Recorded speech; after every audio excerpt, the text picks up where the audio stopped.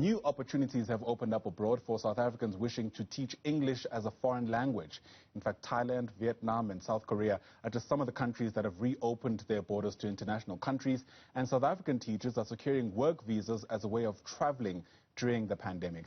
So according to a survey by the TEFL Academy, 2/3 of suitable qualified teachers are planning to move to East Asia, where relaxed regulations and high earnings make international travel possible.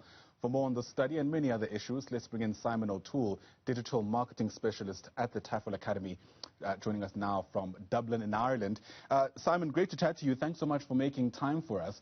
So a survey I came across by the TEFL Academy shows that Vietnam, South Korea, Japan, and China, I think, are the top 4, call it, most attractive countries for people wanting to teach English there. What is it about these nations? Is there something specifically that they're getting right? Yeah, it's correct. I mean, we basically surveyed all our basic TEFL teachers that are qualified and are currently studying to become TEFL qualified. And these are just the 4 countries that are really consistently popular. I think there's a number of reasons really why these particular countries are popular in a really kind of consistent way, like over the years. And first and foremost, they're amazing countries in terms of just cultural experience and what they have to offer, but also the money that can be made ultimately in these countries is quite good really. And just to give you an example, like in Japan, you're at like an average monthly earning for a TEFL teacher would be about $1,700 US dollars a year. So I think that translates roughly to 31,000 rand per month. So it's a decent salary that you can make there while also having an amazing experience abroad. So I think they're kind of the main reasons. Yeah, I was going to speak about the money later, but since we're there already, I mean, how much of that is affected by fluctuations in the currency, so to speak? We know that sometimes there could be a fair amount of volatility in emerging markets like ours, where the rand does the most, so to speak. Does that change things significantly for the amount of earnings one can get if they want to go teach in these East Asian countries?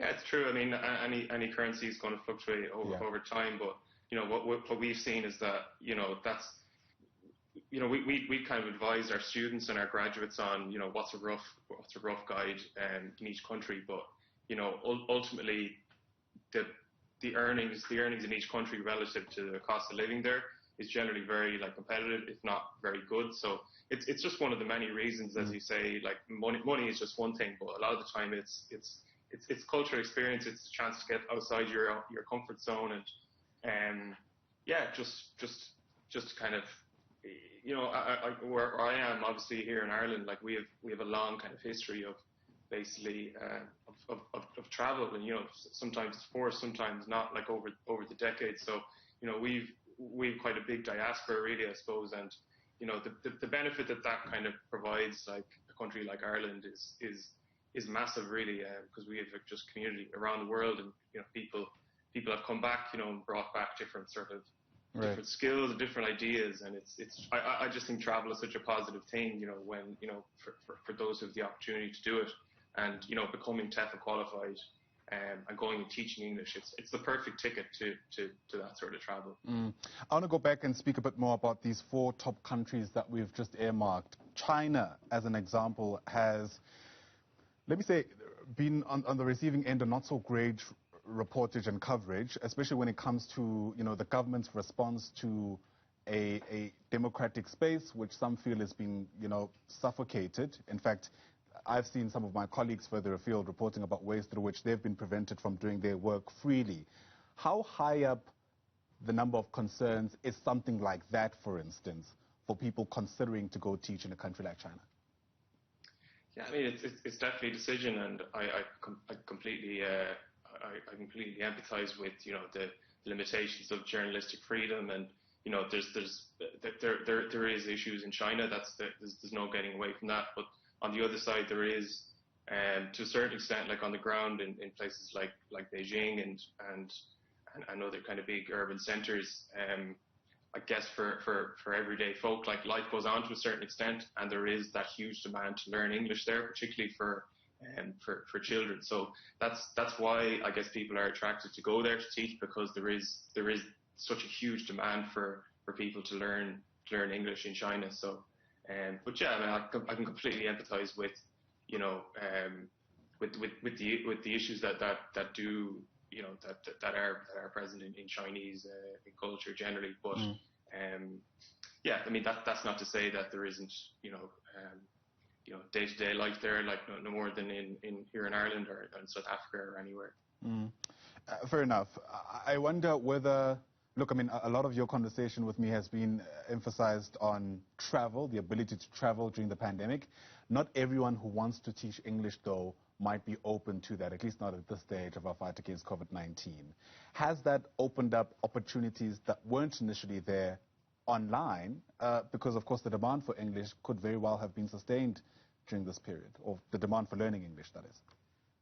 Absolutely. I mean, what we saw kind of in the post-COVID phase, you know, I guess last year, was an acceleration of a trend, as opposed to the start of a trend, and that trend being teaching English online. So, you know, there is so much work out there to be had in terms of teaching English online, and as you say, it's not in everyone's kind of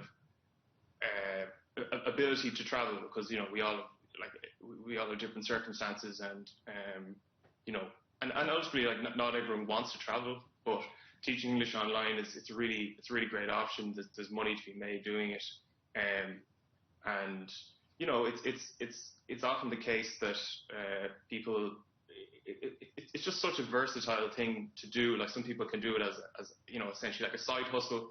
Others maybe are out of work, they need employment, and others maybe are in a certain line of employment and they just fancy a change, you know, what I call maybe like mid-career converts, let's say. They're thinking like, oh, I'm not really that happy in the career I'm in, you know, I'd like to maybe try something else. So it's something that it's, you know, it could be a stopgap of a year or 2 years, or it could be like a longer career that you go on and you basically you know, expand your sort of teaching scope. And I think, like, by becoming TEFL qualified with one of our TEFL courses, and then hopefully going on to teach English online, I just think it's great. It's a great option. And I suppose to make the point as well that, you know, generally speaking, it is people in their 20s that will, you know, that take up these kind of options.